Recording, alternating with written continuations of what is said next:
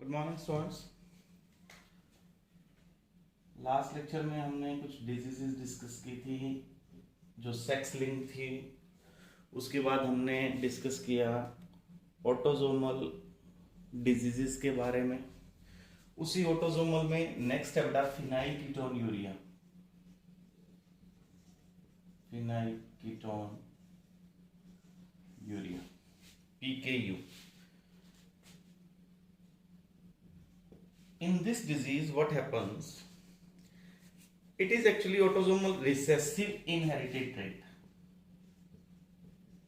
Autosomal recessive inherited trait. What happens, there is mental retardation. इस case में बच्चा जो होगा वो मेंटली रिटार्डेड रहेगा और इसके चांसेस है बेटा 1 out of 10,000 birth in USA। ये डाटा इसका। अब ये ऐसा होता ही क्यों है? अगर एक पर्सन होमोजाइगस रिसेसिव है, मतलब दोनों ही जीन रिसेसिव हों बच्चे के पास, मतलब फादर से भी रिसेसिव आया है, मदर से भी रिसेसिव आया, उस केस में इस बच्चे के पास एक एंजाइम नहीं होगा। कौन सा? फिनाइल एलानिन हाइड्रोक्सिलेज। ही और शी लैक्स फिनाइल एलानिन हाइड्रोक्सिलेज। अब ये प्रॉब्लम करता है बेटा। अगर ये एंजाइम नहीं आया तो उससे क्या प्रॉब्लम होगी? इसमें ये एंजाइम एक्चुअली क्या करता है, फिनाइल एलानिन को कन्वर्ट करवाता है टायरोसिन के अंदर, ये एंजाइम। अब अगर ये एंजाइम उस बच्चे के पास नहीं है, क्यों नहीं है? क्योंकि जीन नहीं है। अब ये क्या करेगा, ये एक्यूमुलेट करेगा बॉडी के अंदर और ऑब्वियसली ये यूरिन के साथ एक्सक्रीट होगा। एक्सेस में जब ये है तो ये कन्वर्ट हो जाता है बेटा फिनाइल पायरुविक एसिड में, फिनाइल पायरुविक एसिड में कन्वर्ट हो जाएगा और इससे ब्रेन डैमेज होता है। तो अफेक्टेड जो बच्चे होते हैं वो शुरुआत में तो नॉर्मल रहते हैं कुछ वीक्स तक, लेकिन बाद में उसका जो मेंटल रिटार्डेशन जो है वो दिखने लग जाती है। इसमें क्या करना चाहिए? बच्चे को फिनाइल एलानिन की बजाय टायरोसिन दें अगर हम उसकी ब्रेन डेवलपमेंट के लिए, तो आप डाइट चेंज कर देंगे तो प्रॉब्लम सोल्व हो सकती है। इसके बाद एक डिफेक्ट है एल्बिनिज्म। नेक्स्ट है इसके बाद लास्ट डिसऑर्डर, मेलानिन नहीं बनता इनमें, एल्बिनिज्म। एल्बिनिज्म मतलब एल्बिनो टाइप। ये भी एक रिसेसिव इनहेरिटेड डिसऑर्डर है। It's also recessive inherited disorder. What happens in this case, the person is without pigment melanin। उस बच्चे में, उस पर्सन में मेलानिन पिगमेंट नहीं बनता, means he or she lacks pigment melanin। अब मेलानिन नहीं बनेगा तो क्या प्रॉब्लम आएगी? मेलानिन की वजह से ही स्किन का, हेयर का और आइरिस का कलर होता है, तो affect the colour of skin, hair and iris. तो सबसे ज्यादा प्रॉब्लम आइरिस में है। तो इस कंडीशन में कैसा हो गया बच्चा? एल्बिनो आइज होगी उसकी। एल्बिनो आइज का मतलब बेटा कि जो आइरिस का कलर होता है, जैसे आइज के अंदर ये होता है आइरिस। अब जैसे बच्चे की जो कलर आएगा वो यहां रहता है, ये इस जगह पे, इसी से तो आइज का कलर पता लगता है। बीच में जो होल है वो क्या है? प्यूपिल, लाइट कंट्रोल करता है। अब अगर ये जो कलर है ये नहीं आया, मान लो ये जो ग्रीन कलर से मैंने ड्रॉ किया था, तो लाइट ज्यादा एंटर करेगी आईज में, तो ये क्या करता है? Damage to the eyes, damage to eyes रहता है इसमें। हाँ जी। इसके बाद अब है क्यों हुआ ऐसा, कारण क्या? कि इसके लिए जो एंजाइम चाहिए था मेलानिन के लिए, मेलानिन के लिए जो एंजाइम चाहिए वो होता है टायरोसिनेज। ये क्या करता है? ये एंजाइम एक्चुअली कन्वर्ट करवाता है डाईहाइड्रोक्सी फिनाइल एलानिन को डाईहाइड्रोक्सी फिनाइल एलानिन को कन्वर्ट करवाता है बेटा मेलानिन में। तो अब बच्चे के पास ये एंजाइम नहीं है तो उससे रिएक्शन बंद हो जाएगी, तो मेलानिन नहीं बनेगा, और मेलानिन नहीं बनेगा तो ये डिजीज आ गई बेटा। अब इसके बाद सेकंड पार्ट जो इस चैप्टर में था हमारा, chromosomal disorders. Chromosomal disorders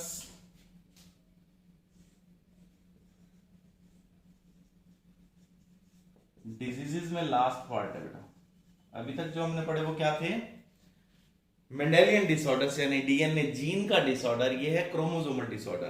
chromosomal disorder क्या होगा, इसमें या तो कोई क्रोमोसोम अब्सेंस है, या वो एक्सेस में है, या एबनॉर्मल क्रोमोसोम है, मतलब डिलीशन है उसमें। तो इस केस में क्रोमोसोम का नंबर,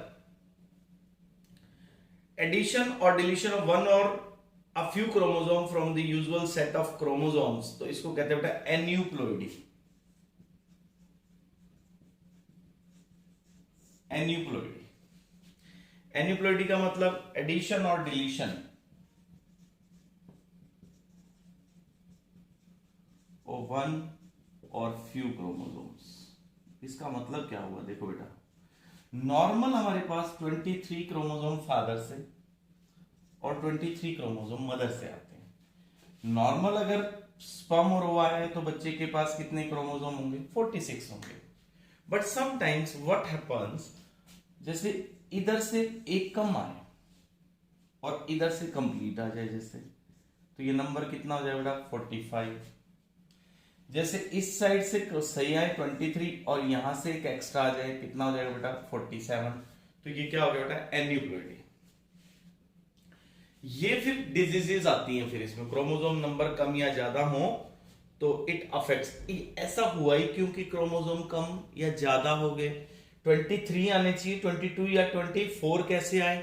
तो इसका आंसर बेटा, जब मियोसिस होती है तो जो क्रोमोसोम सेपरेट होते हैं, ऐसे देखो यूं होते हैं क्रोमोसोम्स, मियोसिस 2 के अंदर ये क्रोमोसोम से क्रोमेटिड सेपरेट होते हैं, ऐसे स्पिंडल बनते हैं। अब अगर ये स्पिंडल सारे नॉर्मल तो बने फिर तो कोई प्रॉब्लम नहीं है, लेट इनमें से एक स्पिंडल डिफेक्टिव है, तो क्या होगा कि ये तो डिवाइड कर जाएंगे, ये पूरा क्रोमोसोम इस साइड में चला जाएगा, तो इस साइड -1 हो जाएगा, इस साइड +1 हो जाएगा। तो अब अगर ये स्पर्म जाके फर्टिलाइज करता है तो 24 क्रोमोसोम के साथ जाएगा, अगर ये जाता है तो 22 के साथ जाएगा।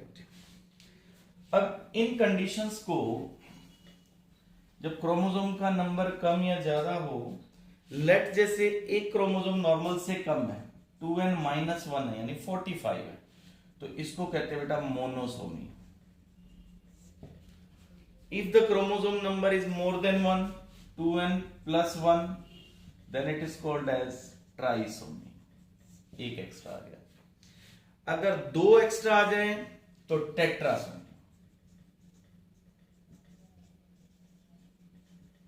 टेट्रासोमी। और 2 अगर कम आ जाए तो नलिसोमिक, 2n-1 नलिसोमिक।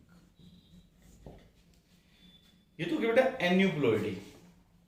एक केस और भी होता है, पोलीप्लॉइडी। पोलीप्लॉइडी का मतलब होता है जब सेट इंक्रीज कर दो आप। ये हमारे अंदर नहीं होता, पोलीप्लॉइडी का केस ह्यूमन बीइंग में नहीं होता। जैसे नॉर्मल नंबर कितना है 2n, इस 2n में एक n और इंक्रीज कर दें, n किसका, उसी स्पीसीज का जिसके पहले 2n है, तो ये हो जाएगा बेटा ऑटोपोलीप्लॉइडी। जैसे अब इसका कितना हो गया 3n, और भी इंक्रीज कर सकते हैं, 4n कर सकते हैं, 5n, 6n, 7n, ये एक्सपेरिमेंटल है, प्लांट्स में करते हैं ऐसा। सिमिलरली जैसे इसमें आप किसी और स्पीसीज के n ऐड कर रहे हो, किसी अदर स्पीसीज के, तब ये क्या हो जाएगा, ये हो जाएगा बेटा एलोपोलीप्लॉइडी। ऑटो का मतलब तो आप क्रोमोसोम का सेट इंक्रीज कर रहे हो, वो भी सेम स्पीसीज का, और allo means when set of some other species, आप अपने 2n के साथ ऐड करने। अब इससे कनेक्टेड कुछ डिजीजेस है बेटा, जिसमें ह्यूमन में आने वाली डिजीजेस में पहली डिजीज बहुत इंपॉर्टेंट, काफी बार पूछी गई है, डाउन सिंड्रोम। डाउन सिंड्रोम ये इंपॉर्टेंट है बेटा। ये डिजीज, इसको हम मंगोलियन आइडियोसी भी बोलते हैं। It's also called as Mongolian idiocy या मंगोलिज्म भी कहते हैं बेटा। It was first reported in 1866। This disease was first reported in 1866 by Langdon Down. That's why this disease is called as Down syndrome. Now what are the symptoms of this disease? इस disease के क्या symptoms आएंगे? Round face, broad forehead, flat hands, stubby fingers, permanently open mouth, मुंह खुला रखता है बच्चा। ये कुछ सिम्टम्स इस डिजीज में आते हैं। अच्छा, गोनेड्स और जेनिटेलिया अंडर डेवलप्ड है। Sex organs, gonads, genitalia under developed.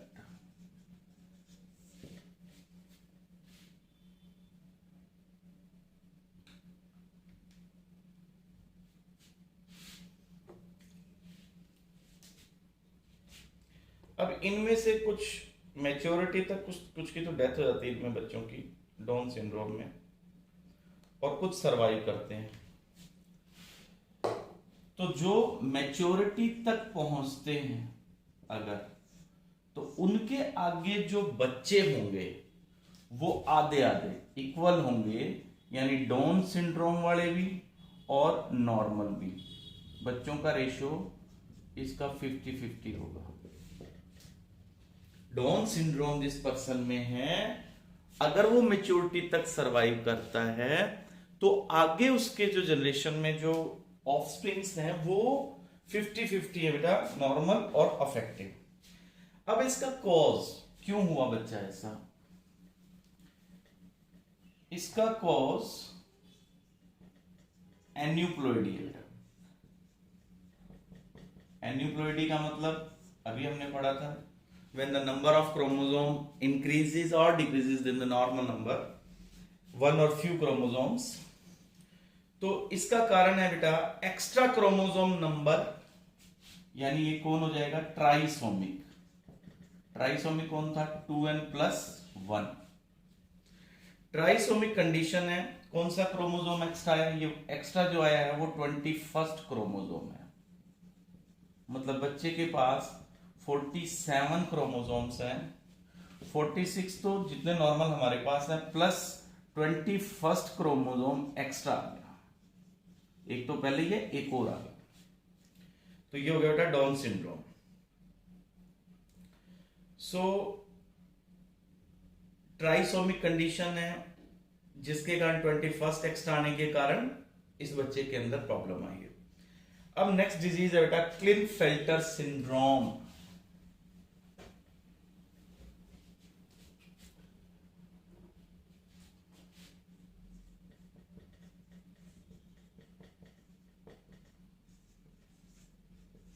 क्लिनफेल्टर्स syndrome,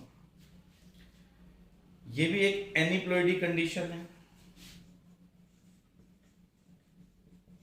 एनिप्लॉइडी का मतलब नंबर ऑफ क्रोमोसोम्स नॉर्मल नहीं है। कैसी कंडीशन है? ट्राइसोमिक है, इसमें भी एक्स्ट्रा क्रोमोसोम है। ट्राइसोमिक क्या है? सेक्स क्रोमोसोम, मतलब सेक्स क्रोमोसोम एक्स्ट्रा आ गए बच्चे के पास। तो 3 सेक्स क्रोमोसोम, नॉर्मली 2 होते हैं हमारे पास, 3 क्रोमोसोम इंस्टेड ऑफ 2।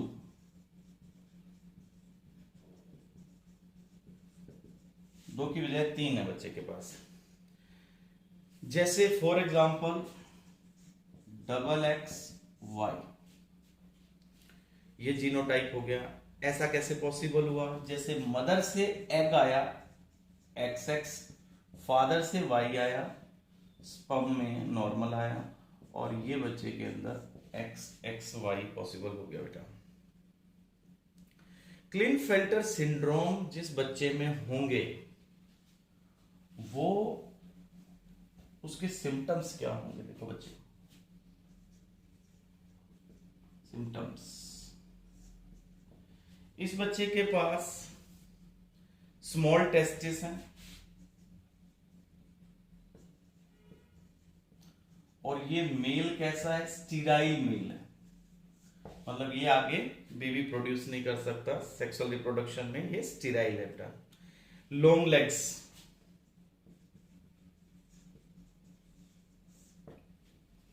फिर है बेटा इसके स्पार्स बॉडी हेयर,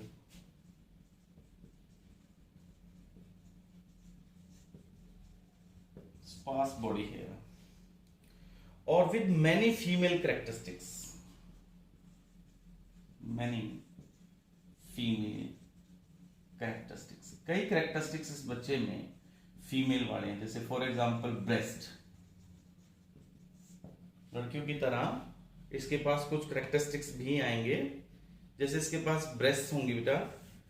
और विक्टिम जो होगा इसमें, मतलब जिस बच्चे में ये प्रॉब्लम है उसकी इंटेलिजेंस नॉर्मल रहेगी,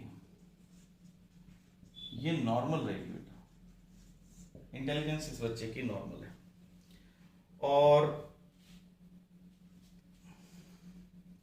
कितने बच्चों में होता है? 1 आउट ऑफ 2000, इसकी जो फ्रीक्वेंसी है 1 out of 2000। Next last disease है बेटा टर्नर सिंड्रोम।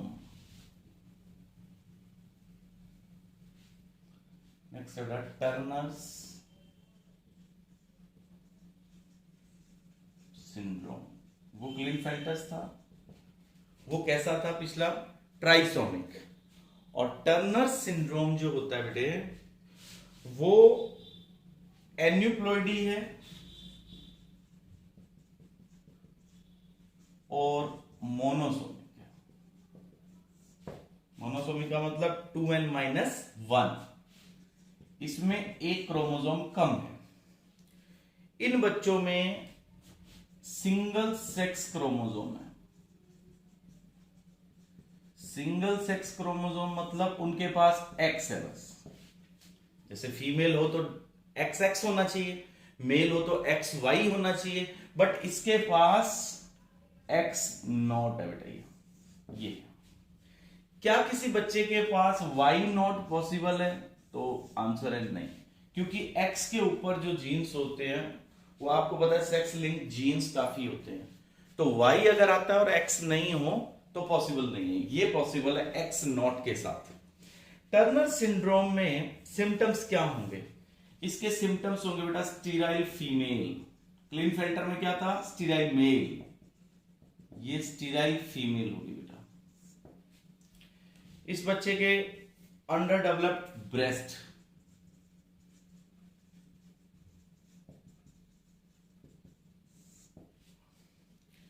फिर बेटा रिड्यूस्ड ओवेरी, स्मॉल यूट्रस,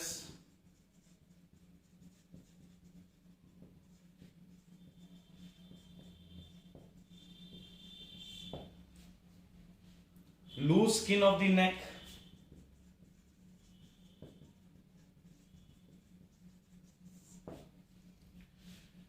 और नॉर्मल इंटेलिजेंसी है। दोनों में ही बच्चा नॉर्मल इंटेलिजेंट होगा, नॉर्मल इंटेलिजेंसी बेटा। और एक और लिख सकते हैं आप नैरो हिप्स। तो ये हमने डिजीजेस कंप्लीट कर ली। हमने क्रोमोसोमल और मेंडेलियन दोनों डिजीज पढ़ ली। अब इसके बाद है बेटा ह्यूमन जेनेटिक्स, छोटा सा टॉपिक है ह्यूमन जेनेटिक्स।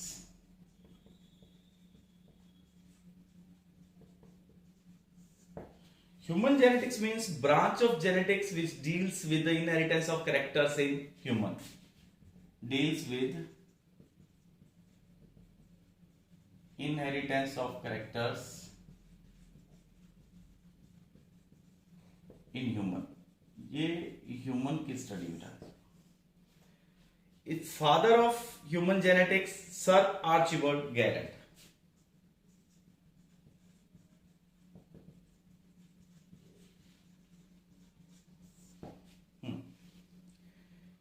हाँ जी, इसके बाद है बेटा ह्यूमन हेरिडिटरी ट्रेट्स होते कितने हैं।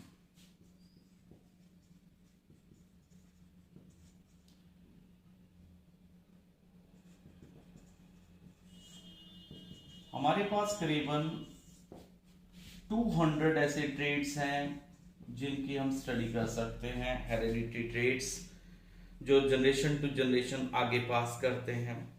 अब क्योंकि हमारे सेक्स जो हमारे हेरिडिटरी कैरेक्टर्स हैं, सेक्स लिंक्ड भी हैं, ऑटोसोमल भी हैं, तो मेंडेलियन प्रिंसिपल के, मेंडेलियन लॉज के बहुत सारे एक्सेप्शंस हैं ह्यूमन जेनेटिक्स में। अब हम स्टडी कैसे करते हैं ह्यूमन जेनेटिक्स की।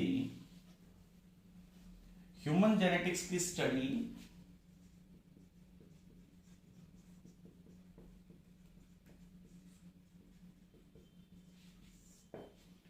फर्स्ट तो बेटा पेडिग्री रिकॉर्ड, पेडिग्री से हम उसकी स्टडी कर सकते हैं। सेकेंड है बेटा पॉपुलेशन जेनेटिक्स, ये थर्ड चैप्टर में आएगा कंसेप्ट पॉपुलेशन जेनेटिक्स का। इसमें एक इक्वेशन यूज करते हैं हम, P square plus Q square plus 2pq is equal to 0। ये इक्वेशन यूज करते हैं हम, P square plus Q square plus 2pq is equal to 1। इसको हार्डी वेन्सबर्ग इक्विलिब्रियम लॉ भी कहते हैं। ये कैसे एप्लीकेबल है, कैसे यूज करेंगे, ये वहां हम थर्ड चैप्टर में इसको एग्जांपल के साथ पढ़ेंगे।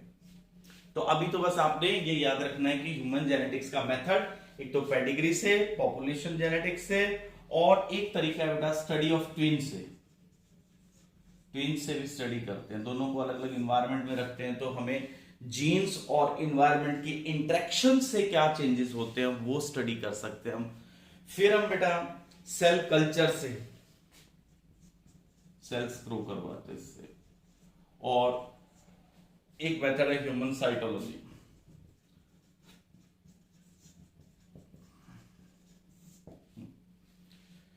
तो ये हमारा चैप्टर कंप्लीट हो गया है। अब इसमें से सिर्फ एक टॉपिक वो जो हमने छोड़ा है बीच में, पेडिग्री वाला, वो बचता है बेटा। बाकी हमने लास्ट तक इस चैप्टर को कंप्लीट कर लिया।